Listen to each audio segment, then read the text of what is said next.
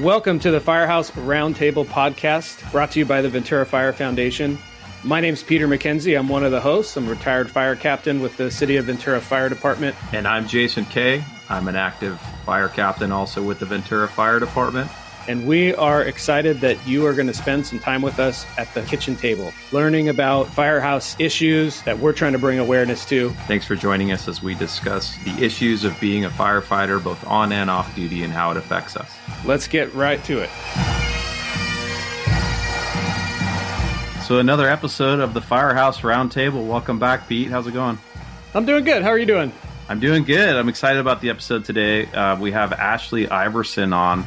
I think the local community and in our social media, people have been specifically looking forward to this show.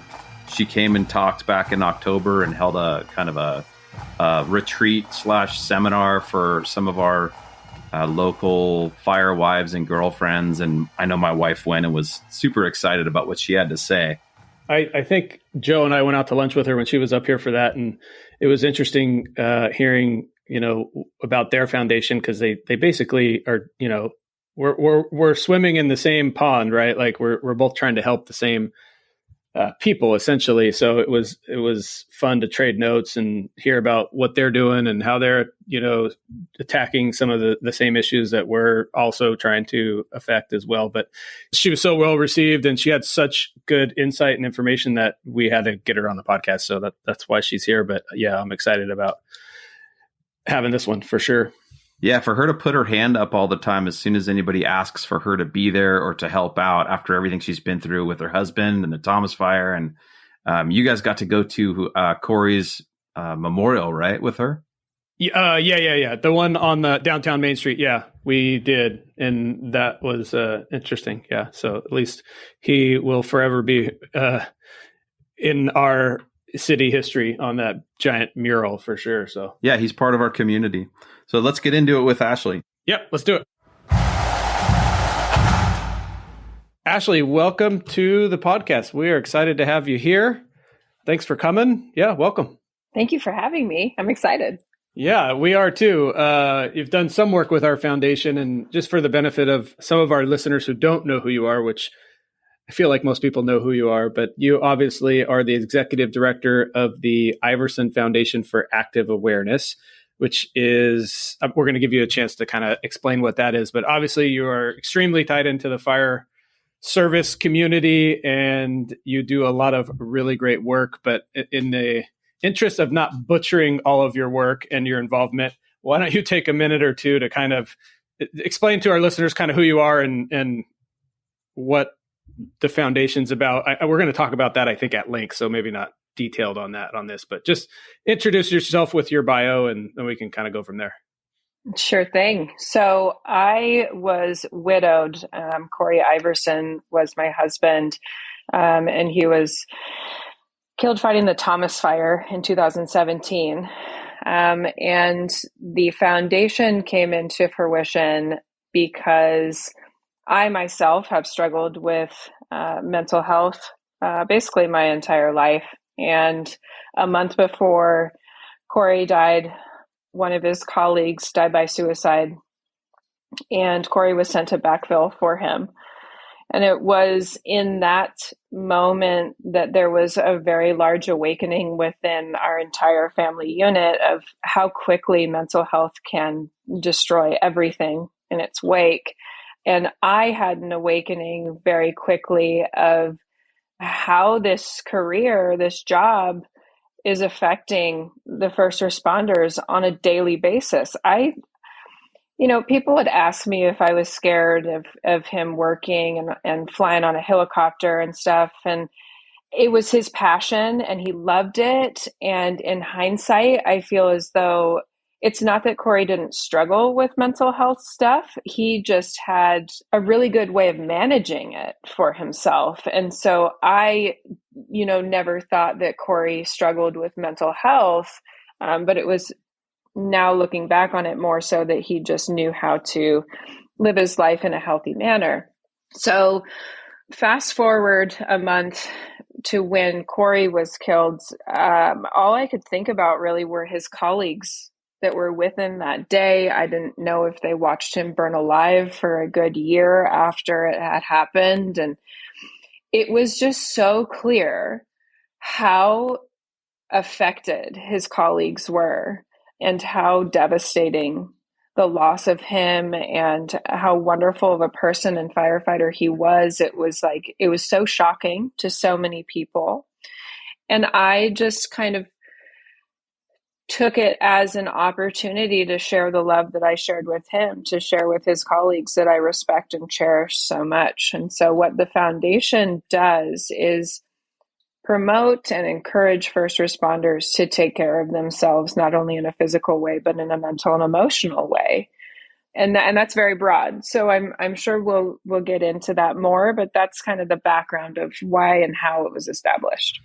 Gotcha. Yeah, that I think most people are aware, of who your husband was, especially in our area. Obviously, the Thomas Fire was in our backyard, and he was the only, firefighter to pass away on that fire. So everybody's aware. It's awesome that you're here, even talking about that. So a lot of respect to you for being open about that. But quick question: when Corey came home and his was it someone on his crew that committed suicide, or was it his friend? I don't remember the details. It was a firefighter, right?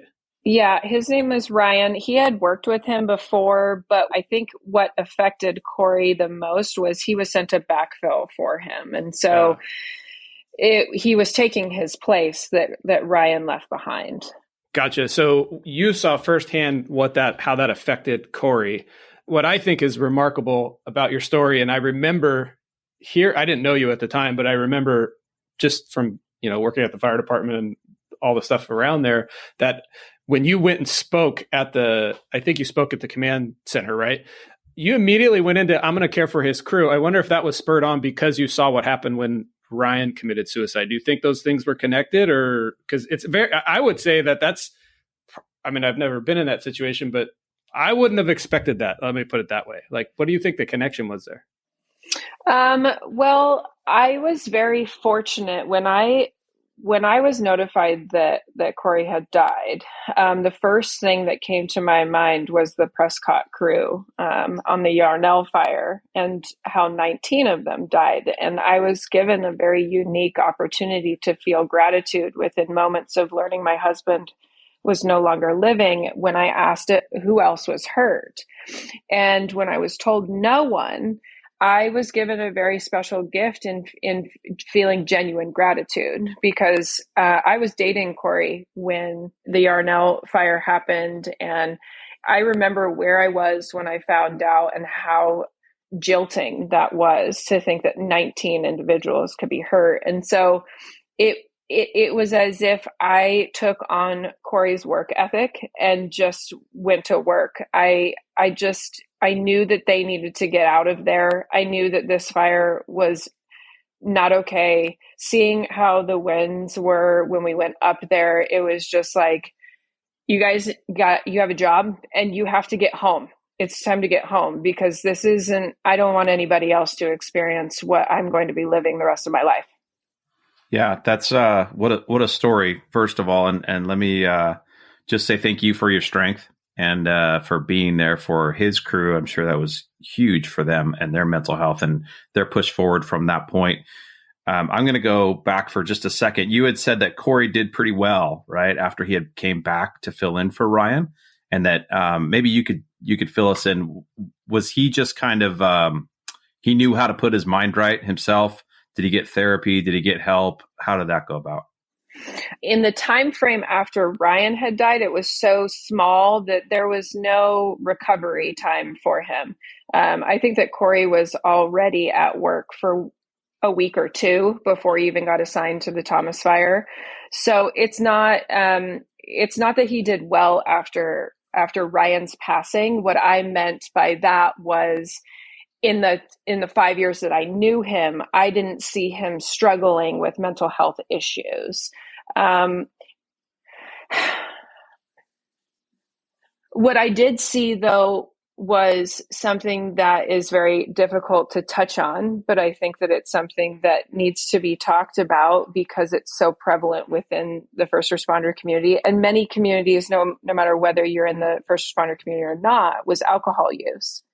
And it was interesting because I would hear him say, I don't have a problem because I can go to work for 21 days and not have a drink, right? And I think that there is a very large problem with that. I know there is. And I honor the individuals that have taken accountability and have changed their lives. And I pray for the individuals that are not yet there. And I hope that there is a change because I know that each individual in this career is important and special. And not only are they hurting themselves, but they're hurting everyone else around them. And I just hope that they're able to accept the help that's there. That's a great point. And something that we can definitely open our eyes to, and that one of the missions of our Fire Foundation is helping people, and that of our firefighters and their families, and that includes some help that we've done with addiction as well. Another thing you talked about was all the mental health stuff that we all deal with as first responders, and how, as a new fire wife or girlfriend, everybody thinks about the trauma and the fires and the dangers, and more times than not, there's stuff that we hold on to and bring back to our families. So I appreciate that. So let's dive in a little bit to the foundation. So one, I think addiction issues are huge it's not just firefighters, it's the military, police, like it's a thing, right? Obviously that needs a light to be shined on it. And you're obviously trying to make a positive impact to the fire service, and probably wider than that would be my guess. But what are things that can be done that can improve some of the struggles and the issues that exist out there?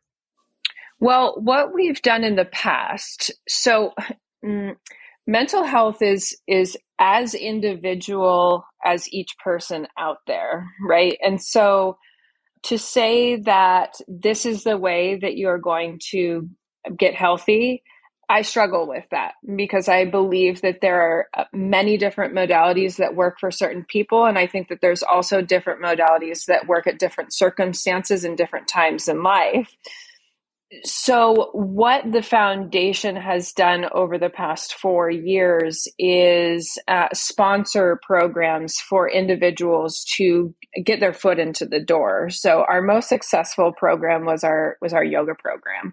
And we sponsored first responders to practice yoga at no cost for 12 weeks, their immediate families for 6 weeks with some of our yoga therapists.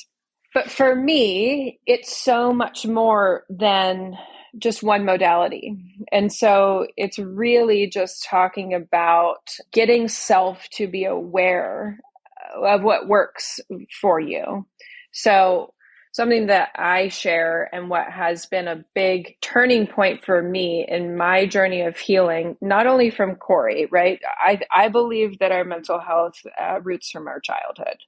And so the loss of Corey just exacerbated that need for healing for me. And he gave me the opportunity to really step into that healing. And over the past 2 years, especially 3 years now, I kind of stepped into essentially a framework of awareness. And I discuss this when I go and talk, and I call it the elements of awareness. You think of air, earth, water, space, and fire.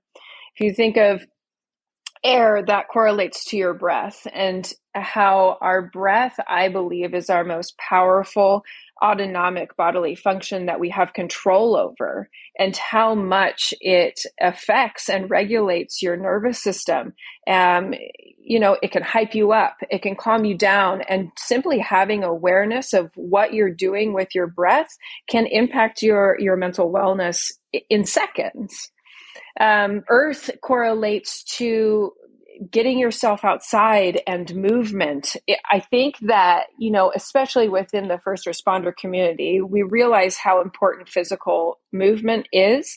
But I think that we don't take enough emphasis in how it needs to be a daily practice, and it doesn't need to be strenuous activity every single day. It's more about that mindfulness of bodily movement every single day that really needs to be pushed into our existence and in order to help us reset on a daily basis.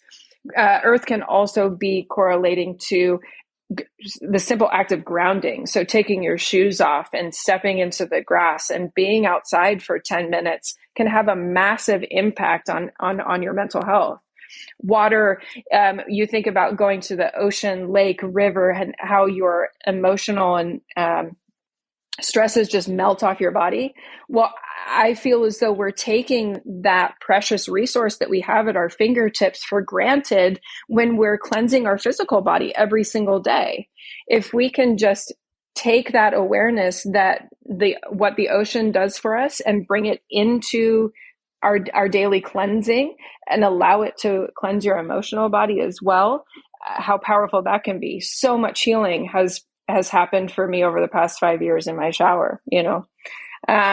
Space correlates to your meditation and slowing down your thoughts. It's not necessarily getting no thought in there, but in control of slowing them. That's when you can start to learn who you are and who your higher self is and beyond. And that's when you start to be able to learn how you're communicating with yourself, how you're talking to yourself. And then that translates into how you're communicating with everyone else around you. And then fire correlates to what sets your soul on fire. What is your connection with other people, and how are you giving and your gratitude and your love? Like, how much are you living your life in love versus fear? There's a lot of truth in that. So one thing, personal experience, when I am at my most stressed or my most not in the great place, if I go surfing, it literally, it's gone. The ocean is my happy place. But I never tried to make the correlation back to, taking a shower, but I mean, there's obviously something there, but, so that's right. interesting. Because all those things, I needed them to be able to be tangible for first responders, because I hear so often, mindfulness and self-care sounds great, but I don't have time. I'm either at work or I'm at home working, and so that's I don't want to say cop out, but I think it's not being aware of how quickly mindfulness and self-care can really be. Yeah, and it's about making it a priority or just having awareness around it. I assume this is a challenge of your foundation, and I'm curious because we have similar struggles sometimes, but there's a huge subset of the firefighter population that would listen to what you said and go, I'm not interested in that, foo-foo, she, I'm here eating, hamburgers and hot dogs and drinking beer and being a fireman. I assume this is something that you combat. And what do you say to that? Because I can already hear it, the voices talking about that, which I think I don't think it's a good thing, but I assume that's something that you guys address. How do you guys handle that? I've taken the pressure off of myself of that, because you can lead a horse to water. Mm-hmm. And it's up to the individual. And that's the biggest thing. I thought in the beginning, okay, so what we're going to do is we're going to force these guys to sit down at every shift, like an AA meeting, and decompress, It doesn't work like that. Not every modality works for every person, and not every person is going to be self-aware enough in order to heal, because the pain body is very powerful and we want to stay in what's comfortable, right? So whether it's desirable or not, it takes a lot of effort to change the pattern that you have. And like I said before, I honor the individuals that have walked down the path of darkness and have decided that it wasn't benefiting them or everyone else around them. And so it's really just knowing that and praying that people take themselves as a priority, and I can't fix everything. Yeah, I agree. I don't think there's that stereotype out there is going to be out there regardless of what you or our foundation or anybody does. But just curious on that. I know that for our foundation specifically, well, let me say this. What I respect about what you're talking about is you're not necessarily saying, here's how I'm going to fix you. You're saying, hey, you need to be aware that there's more to this. There are things out there that can help you. Here's a wide range of things that you should consider. And let's start this journey. I don't know about together or just direction or whatever it is. That's admirable because there is no solution. There is no one size fits all, right? So what we struggle with in our foundation is we have, issues that are same in every fire department across America. And like, how do we provide help and services? They're not all the same. What works for somebody, someone would turn their nose at, another guy would turn their nose at and storm out of the room. So it's hard to know, like, how are we as a nonprofit and your organization as well going to make the biggest impact, make the most effective, impactful use of the limited resources that we have to do good. And that's easier said than done because it's different for everybody. And I think I like the path you're going. You're not saying I have all the answers. You're saying, hey, wake up.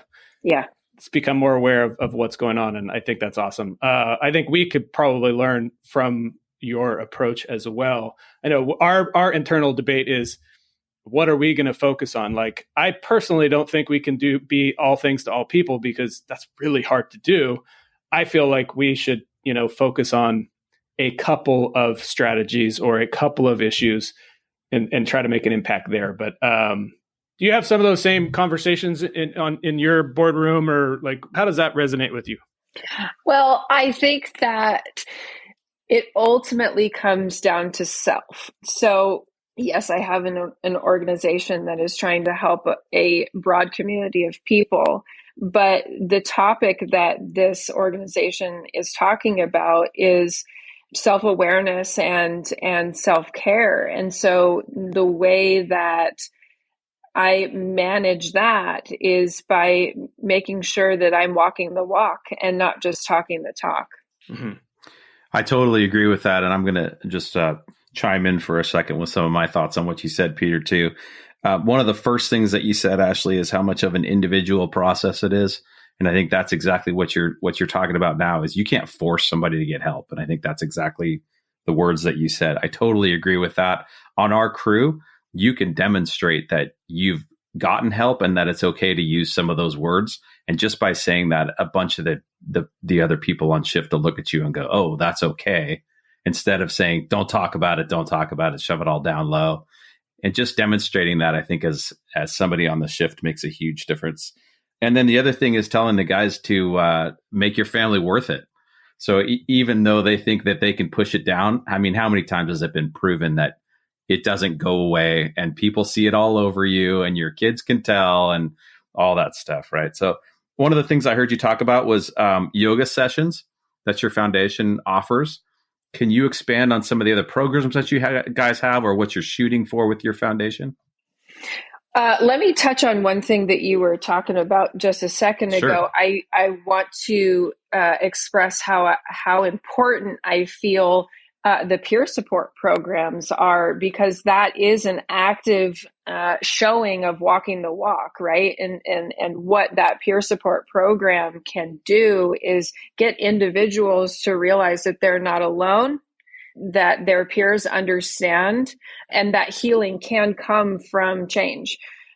So I think that touching on how important the peer support aspect of the industry is and how impactful that can be to one's healing.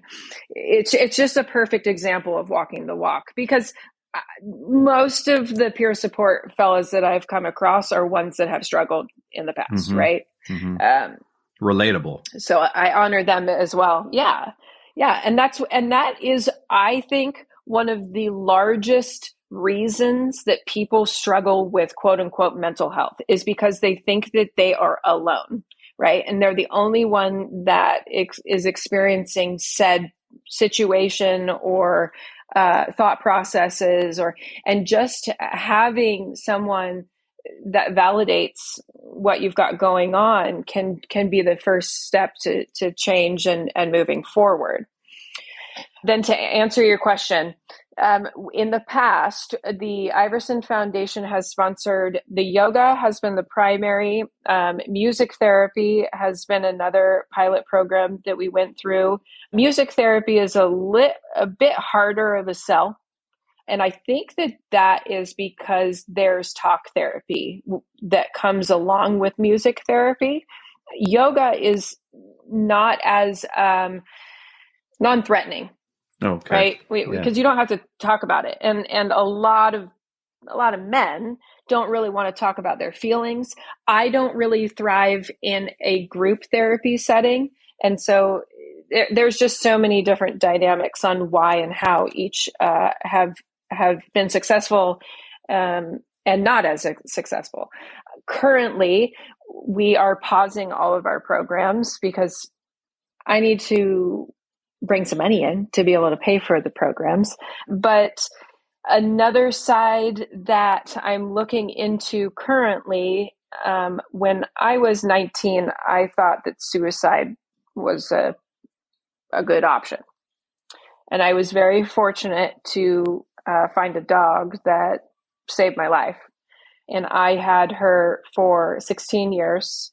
And she was just shy of 17 years old, and we lost her on December 8th. Just happens to be the same week as Corey decided to leave. Jeez. Cool. I'll just add it to the December list. But anyway, we happened to come up on a new pup a week or so ago, and I would like to see what we can do to get her trained up to be a first responder therapy dog. And who knows, that could be the Iverson Foundation's next venture, because I think that animals are very powerful at healing. Yeah. I mean, talk about unconditional love, right? That's the ultimate example of that, is those dogs.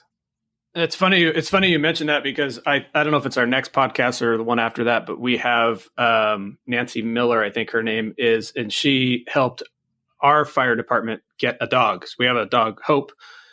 Hope is her name. I hope I didn't get that wrong. But anyhow, so they're coming on the podcast to talk all about it, all the benefits. So you should probably listen to that. But first off, funding of a foundation is like the number one thing, right? And if you don't have the funds, you can't do the good work. So if anybody's listening, go check out the foundation, make a donation to Ashley's Foundation. But that's the hard part of being in a nonprofit. Nobody likes to ask for money, right? Like, money is such a personal thing. Like, most people would rather go do 5,000 push-ups than go, beg for money for someone for a cause. But that's the thing that we have to get over as, people who work for nonprofits. But anyhow, I want to ask some questions about children. Okay. Hey, this is Joe Booth from the Ventura Fire Foundation. To learn more about the foundation and our programs, visit our website at www.venturafirefoundation.org. 100% of our funding comes from generous donors. And if you like what we're doing, I encourage you to become a donor. It's very easy. Just go to our website, again that's venturafirefoundation.org, and click the red donate button at the top. Whether it's $5 or $5,000, every donation helps ensure local firefighters thrive.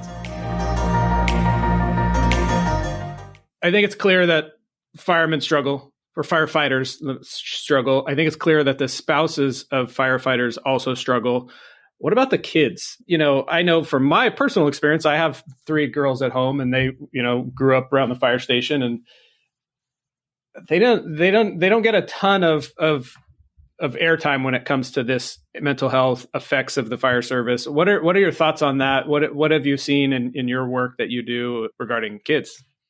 Well, I can't speak personally on how our kids have gone, because Corey was gone at 2 years old and in utero. And so our daughters didn't really get to experience what it's like to have a firefighter daddy. But I do know that what I have experienced in being a mother and a single mother is they are going to mirror whatever I've got going on. So if I'm doing well, they're doing well. And if I'm having a really hard time for an extended period of time, that's when things get squirrely with them. And so again, I always point it back to whether a spouse is coming to me saying that their first responder is having a hard time or their children are having a hard time. I always put a mirror in front of them and ask them, well, what's going on with you? What are you doing to take care of yourself? And that is the answer in all of this, is taking care of yourself so you are better equipped to take care of others around you. Because then when you're taking care of yourself, then you are more prone to be able to communicate and hear what it is that your children need and be able to move forward. I was very fortunate in the beginning of losing Corey, have a therapist tell me that grief for a child is like a coat that they're able to remove. Grief for an adult is like a straitjacket that you can never escape from. For kids, they have the relief of being able to take it off. And so I would be willing to wager that it's the same kind of capacity with mom or dad being gone for extended periods of time. If you're sitting there crying about it and making it a big deal, of course they're going to see that and reflect that. But if you're able to it just is, and your mommy and daddy love you no matter what, and they are doing everything that they can to take care of us and be here for you at the same time, they're going to have that mental capacity to be able to take it. That being said, everyone is individual and children have their own struggles just like we all do. Yeah, I don't see much bandwidth being put to not enough put to the spouses, and I think even less to the children. Which, uniquely our organizations are in a good spot to maybe explore further and maybe do something about it. But interesting perspective. But again, children are at the hands of their parents. So even if we are offering care for the kiddos, the parents need to be able to say yes to that. Yeah, if the parents don't buy in, then it's almost like you're wasting your time. Yeah. So I got an interesting question for you, and I want you to kind of put yourself in a different frame of mind. So I don't think there's anybody in the fire service that has the right to say what they would change, or, you, in my opinion, have made the ultimate sacrifice, right? Like, I think it's every firefighter's family's fear is that they lose their spouse to a tragic event, which clearly happened to you. Now, with all your experience in dealing with mental health issues in the fire service and the families and seeing everything you've seen over these handful of years, what would you change? If you could change anything about our world and you had the power to do it, what would it be? More employees, so you're not worked to death. That is very interesting. I was not expecting you to say that, but okay, expand. You guys need more time off. You need more rest time. So just for the listeners, as soon as Peter started asking that question, Ashley's nodding her head. She's got her answer locked and loaded for everybody, and she couldn't wait for him to finish so she could say it. That was pretty cool. Yeah. Anyway, expand on that, because this is important, and I think there's something there.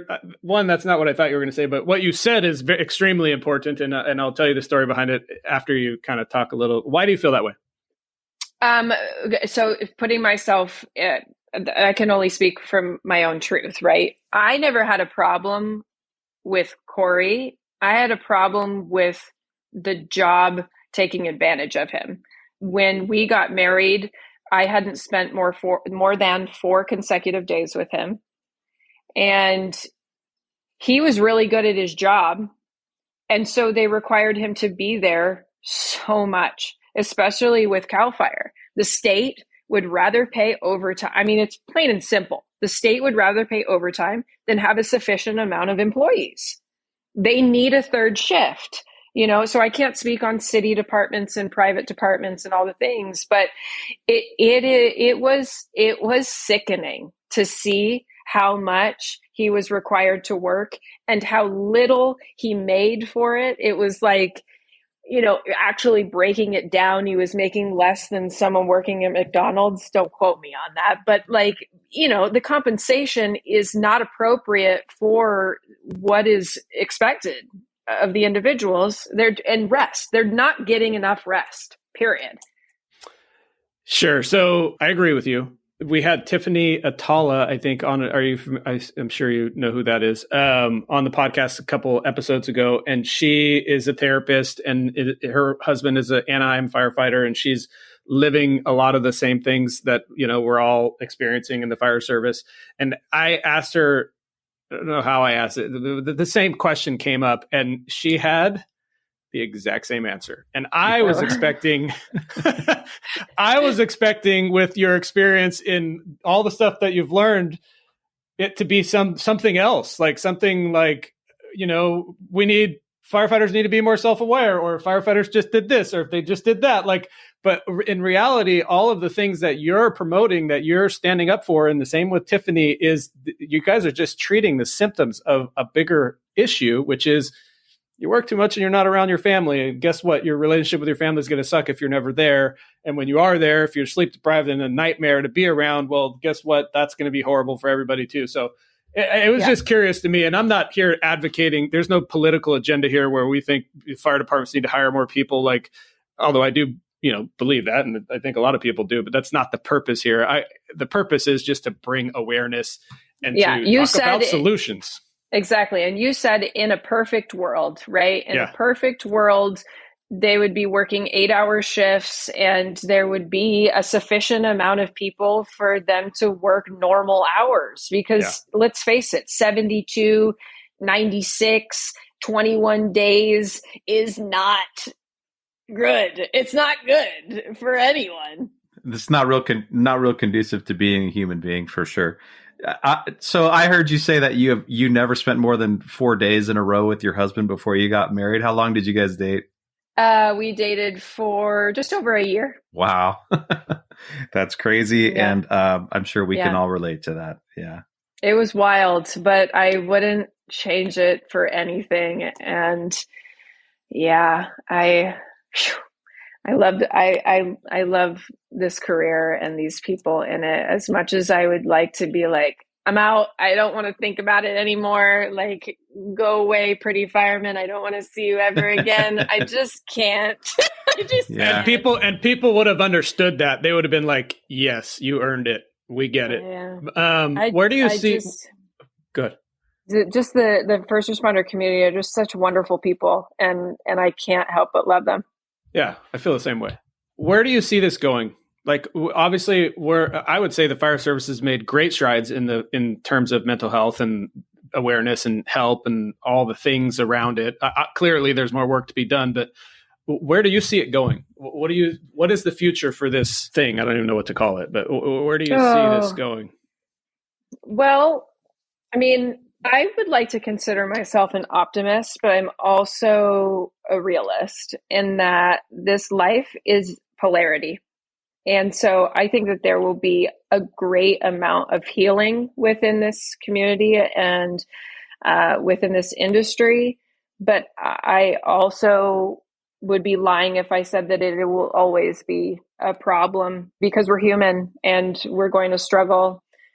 I just hope that individuals, departments, and beyond continue to make it a priority and continue to have the awareness come over that they're loved and they're important.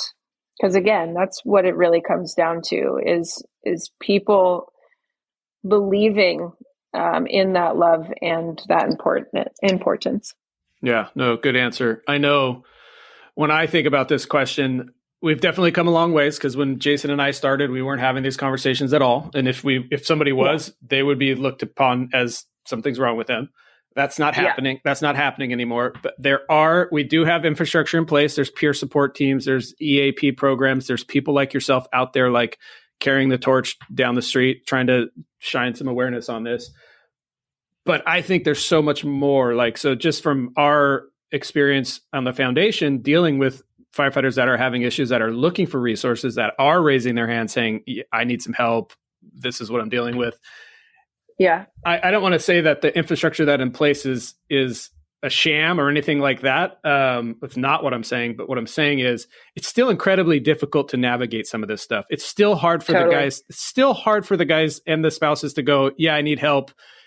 Oh, but guess what? I have to go through just reams and reams of bureaucratic red tape and nonsense to get just help, man. That's all I need is help. Like, we have a long ways to go, and it's nonprofits are filling that void. But in reality, that is not, in my opinion, the nonprofit. We're doing it because we're doing it out of the goodness of our heart, and there's a void, and we're trying to do good work. But the reality is it's the fire department themselves, the employer, that should be the people that are like championing this and making resources available. And that's, I think, where there's a huge amount of room for improvement to actually fulfill on the things we're talking about and deliver and execute on getting care for people that need care. So that's my opinion. Yeah, I agree with that. But what I have seen is, in dire need, the individual gets help quickly. Right. And so it's in that kind of middle ground where it's like, we've got a problem at home, things are not okay, we need a therapist. I think that kind of comes down to more that there's just not a sufficient amount of culturally competent therapists available yet, because that's a very unique place to be in. Therapy work is very complicated, and getting the right fit is very difficult. I just ventured into helping out a new widow this past week, and she was directed from her church to a therapist. Well, she went and sat down with a 27-year-old, right? And so a mid to late 30s widow is not going to have a very good experience with a 27-year-old gal that doesn't have a clue whether they've been taught how to deal with death. No, bro, you're not helping me. And so it's the same kind of situation within the first responder community, where we have to have clinicians that understand what it's like. And so I think that may be a bigger roadblock on why those non-urgent calls are coming in and it's taking so long. Yeah, money and funding and all the things, but finding that right individual. And then again, going back to, okay, you need help. What are you doing in the meantime? Are you sitting inside your dark house and wallowing? Are you getting outside and are you moving your body? That's where I kind of come into. It's like, I am more of like a mental health for dummies type person, because that's the type of person I am. Don't give me a textbook, because I won't be able to read it. I need 5 bullet points to tell me how I can get my feet back under me, because I'm drowning, That's such a great point, that the middle ground person is the one who's probably has the least resources and the most problems. And that's where you get into the addiction and the long-term stuff, where they're not quite suicidal, or they're not quite, having that mental health breakdown at this point, but they're just kind of grinding through every day, and there's no end and there's no hope, and it just is what it is. Yeah, it is what it is. You're just, you'll go and get a little bit of help, and then you won't maintain, right? How often do we do that? Okay, I'm going to a therapist for a few weeks. I'm having a good time. I'm good. I don't want to go back to the therapist. We got to think of it. And I'm looking in the mirror saying that right now too, is it like, we don't go to the gym just to get strong. And then it's like, cool, I got my muscles, I'm out. There has to be more emphasis on maintaining what is working for you, right? That's where I lean into it very heavily. It's like, okay, you're doing things that are making you feel better. So why did you stop? Yeah, I feel like we're being lectured here. This is great. No, I agree with you completely. Like, you got to get off your butt and do something about it. Sometimes that's easier said than done. I also think that the fire service is really good at handling crises, right? Like, that's what we do. Like, major emergency, no problem. But absolutely, like anything less than that, that's not what we focus on. And I think there's a gap. There's definitely a gap. It's like Jason was saying, it's the guy who's struggling, who's self-medicating with alcohol and trying to figure it out and just keeps showing up and keeps working the crazy hours and has relationship problems. Like those are in my mind, I'd rather put our effort and resources into preventing those guys from getting to crisis mode. But I think I agree with what you're both saying, that those are the guys who are kind of stuck in this no man's land, which, hopefully we do something about. But well, this has been a great conversation, Ashley. I think we got through some good topics and some stuff that people can listen to and go, you know what, I'm not alone. And maybe I'll do what Ashley says and get outside and take my shoes off and get in the ocean and do the things that provide self-awareness. Yeah, it's awesome to have you on. If I assume our listeners are going to want to go check out what your foundation does. What's the best way for them to do that? I would say that the best two avenues would be Instagram, and the handle is Iverson FAA, and our website is the same, www.iversonfaa.org. So in the meantime, if the departments or you're running into roadblocks, I know that both of our foundations will be there to support you and help get you the help you need. I want to say thank you, and that Corey's memory is very well respected and still alive, and we talk about him often, and because he was really good at his job.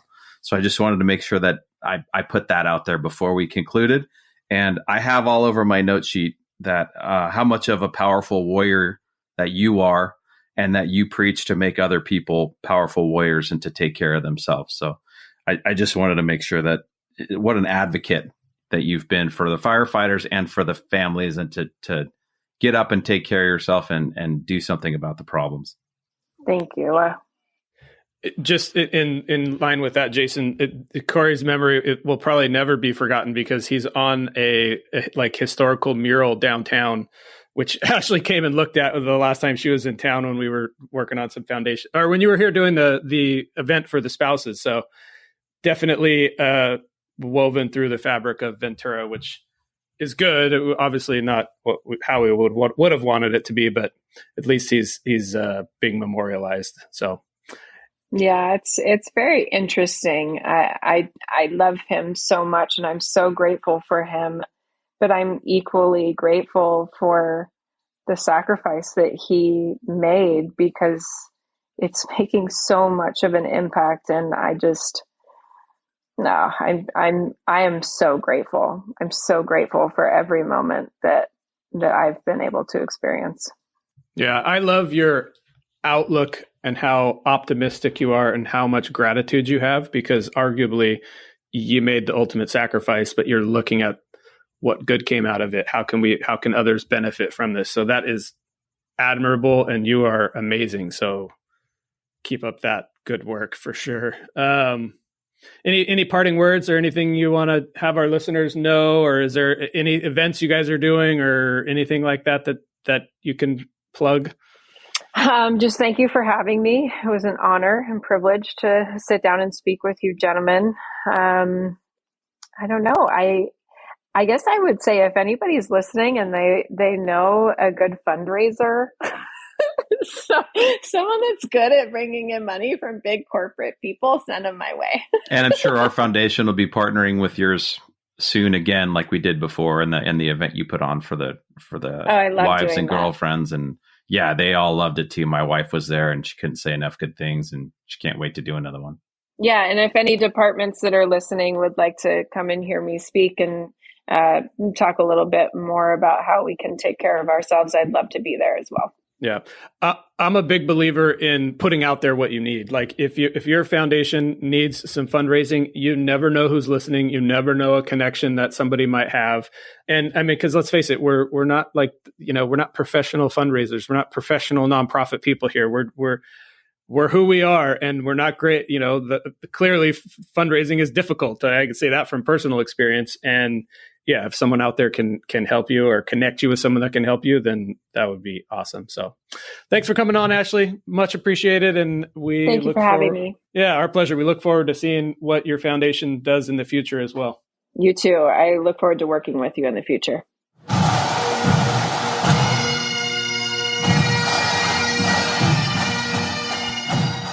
Wow, that was a great conversation. It was refreshing to see someone who lived the things she lived and runs the organization she runs and kind of does a lot of the same things we do, just how she approached it. And it's like night and day compared to how we're approaching it, which is awesome, because I think the underlying theme of her message is everyone's different.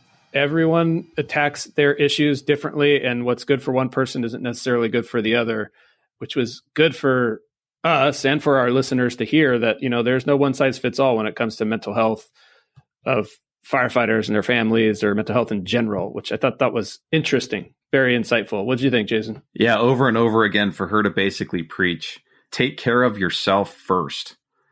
I think that she's been a great demonstration of that towards our audience. And then I said it to her straight on the podcast. I'll say it again. What a warrior, man. She's been through a lot of crap in her life. And for her to just be able to stand up and say, I'm going to take this as a positive, and I'm going to influence positively other people, and kind of show them the path that she's forged down for them, so she could take a lead for them, is pretty cool. Yeah, super cool. I will say from personal experience, I delayed taking care of myself while I was at the fire department. So the second I left the fire department a year and a half ago, I was like, okay, I don't have to show up there, 10 days a month or whatever it was. I can now get on a routine. Like I can, have a morning routine, a night routine, and a fitness thing, and a nutrition plan, and all these things. Right. And I went really hard on this crazy routine. My wife was making fun of me the whole time, but I went too hard because most of it didn't stick. Right now I'm rebuilding back into it. But the point I'm trying to make is, why did I do that after I left the fire department? In my mind, it was because it was hard, because the schedule was what it was, because nobody was ever sleeping, because it was just really difficult to get into a routine. But I started taking care of myself better than I ever had for my entire life after I left the fire department. But if we take one thing away from Ashley, is I should have been doing that while I was at the fire department, and maybe, things would have been easier in certain respects. So I think that was a lesson that I extracted from that conversation was, it doesn't have to be crazy, but we should be taking care of ourselves. Because if you can't take care of yourself, how the heck are you going to take care of your spouse and your kids and all the other, responsibilities that all of us have? So I thought that was good advice, even though she wasn't really giving advice, but that's the way I was taking it. The lack of sleep and the lack of days at home feels like an excuse sometimes to not fall into a positive routine for yourself. And I think that's even more of a reason that we have to put ourselves into a positive routine. And then that leads us right into one of her biggest points that she was ready and waiting to say, right? We need more people, and we need less shifts, and we need less time at work, and take care of each other. That actually was shocking to me, because I expected her to say something related to self-care, awareness, those types of things. And she said with conviction, you hire more people so these guys can go home. Mm-hmm. And arguably our department isn't anywhere near the demands that CAL FIRE has on their people. They're working way more days, way more hours. Not that ours couldn't work less. They absolutely could. But yeah, interesting. Mental health, someone in the industry, a professional, you think she would have had a mental health answer? Just like Tiffany Atala that was on the podcast, you think she would have had a mental health answer when we asked that question? And it was a resounding, the guys need to work less. If they stay home, they sleep more, and they spend more time with their spouses, things will get a lot better. And I was like, sometimes the simplest thing is the most profound thing, right? Yeah, definitely. Well, great show, Pete, and have a good week. Yeah, you too. Thanks, Jason.